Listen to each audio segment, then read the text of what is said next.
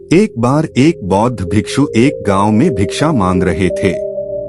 तभी एक अधेड़ उम्र का लड़का बौद्ध भिक्षु के पास आया और रोने लगा। बौद्ध भिक्षुओं से शांत किया और एक पेड़ की छाया में बिठाया और पानी पिलाया। फिर बौद्ध भिक्षु ने उससे रोने का कारण पूछा। उसे लड़के ने बताया कि वह जो भी काम करता है वह उसमें असफल होता है। पहले तो सिर्फ गांव वाले उसका मजाक उड़ाते थे, लेकिन अब तो परिवार के लोग भी उसका साथ नहीं दे रहे हैं। कामों में नुकसान की वजह से उसके ऊपर बहुत सारा कर्जा भी हो चुका है। उसे नहीं आ रहा था कि वह ऐसा क्या करे कि एक सफल व्यक्ति बने। उसने बौद्ध भिक्षु से पूछा कि भगवान, कोई ऐसा तरीका बताएं कि जिससे मैं जो भी काम करूं उसमें सफल हो जाऊं। बौद्ध भिक्षु उस लड़के की बातों को बहुत ध्यान से सुनकर मुस्कुराते हैं और उसे सफलता का राज बताने लगते हैं। नमस्कार दोस्तों, हमारे चैनल में आपका स्वागत है।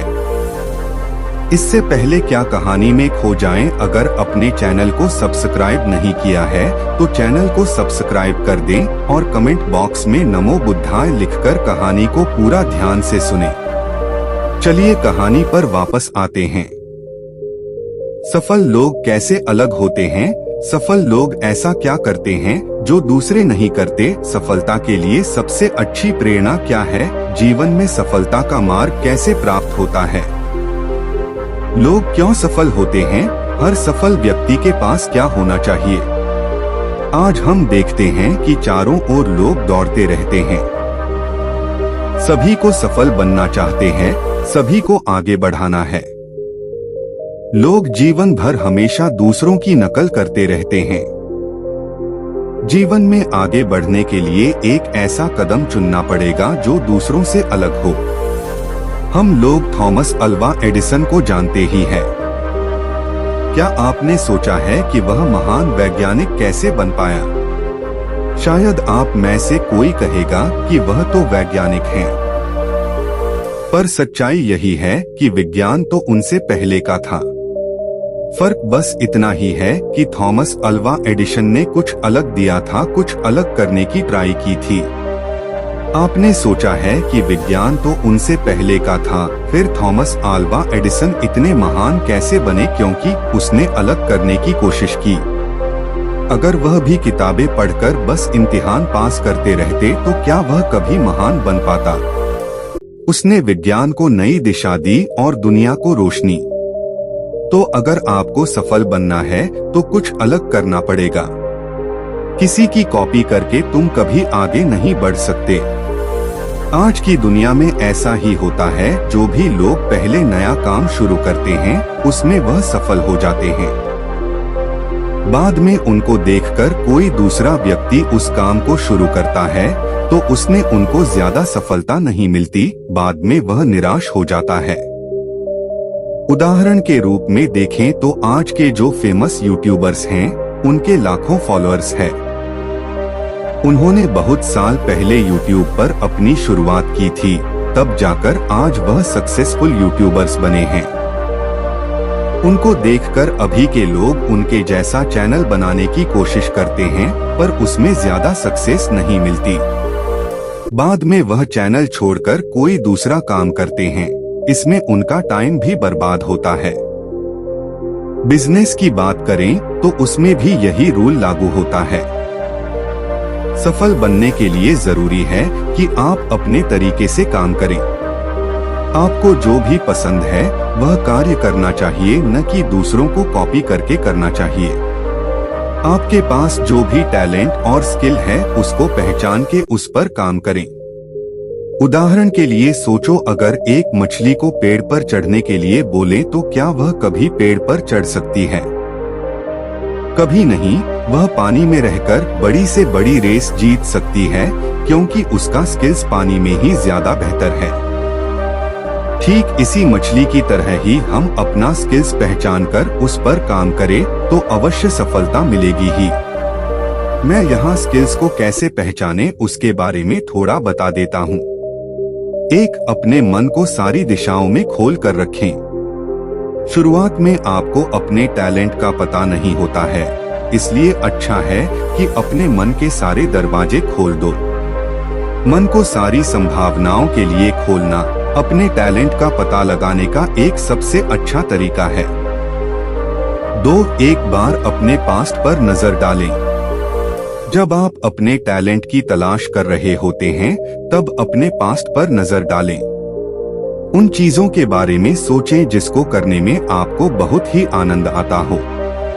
उन चीजों की ओर देखें जो आपको बहुत पसंद है। ऐसे समय के ऊपर ध्यान दें जिसमें आपने सच में बहुत अच्छा किया हो। आप खुद से पूछ सकते हैं कि मैंने ऐसा क्या किया जिसे लेकर मैं बहुत प्राउड फील करता हूँ, या मैं इतना प्राउड कब हुआ था। ऐसे सोचने का नजरिया आपको अपने टैलेंट की पहचान करवा सकता है। 3. सोच कर देखें कि आप किस काम में अच्छे हैं। आप क्या करना पसंद करते हैं और किस काम को करने में अच्छे हैं। शायद आपको लगता होगा कि गिटार बजाना मुझे पसंद है, पर ऐसा हो सकता है कि आप कोई दूसरे काम में उनसे अच्छे हों। 4. ऐसे समय के बारे में सोचें जब आप सफल हुए थे। अपनी लाइफ में पीछे मुड़कर देखें और ऐसे समय के बारे में सोच जहां आप सफल हुए थे। आपको ऐसा कोई मोमेंट याद आ जाएगा, या आपको कोई इनाम दिया होगा, या आपने स्कूल के टाइम कुछ अच्छा काम किया होगा। जब भी आप सफल होने के गर्व से फूले ना समा रहे हो, ऐसे पल को याद कीजिए। 5. अपनी लाइफ की स्टोरी लिखें। यह एक्सरसाइज न केवल आपके टैलेंट को बाहर लाती है, बल्कि दूसरे और भी टैलेंट को पहचानने में मदद करती है और उसमें बेहतर कैसे बने उसकी दिशा देती है। आप इस तरह की चीज लिख सकते हैं जैसे कि आपके स्कूल में क्या करना पसंद था, आप ज्यादातर कौन से काम में अच्छे थे, सबसे ज्यादा आपको क्या करना पसंद था, आपका फेवरेट सब्जेक्ट कौन कौन से थे, और अपने गुजरते बचपन के बारे में लिखें। आप अपने सपनों के बारे में भी लिखें। आप पहले क्या करते थे और अभी क्या कर रहे हैं। फिर आप भविष्य के बारे में भी लिखें। आपको आगे क्या करना चाहिए और आपके जिंदगी में आखिरी पलों में लोगों के मुंह से अपने बारे में क्या सुनना पसंद करते हैं, इसके बारे में भी लिखें। एक डायरी बनाने से आप बेहतर तरीके से अपने स्किल को जान सकते हैं और उसमें सुधार कर सकते हैं। आपने सुना ही होगा कि हर इंसान में एक न एक खूबी जरूर होती है, फिर चाहे वह किसी भी तरह की क्यों ना हो। जरूरत तो अपनी प्रतिभा को पहचाने की है।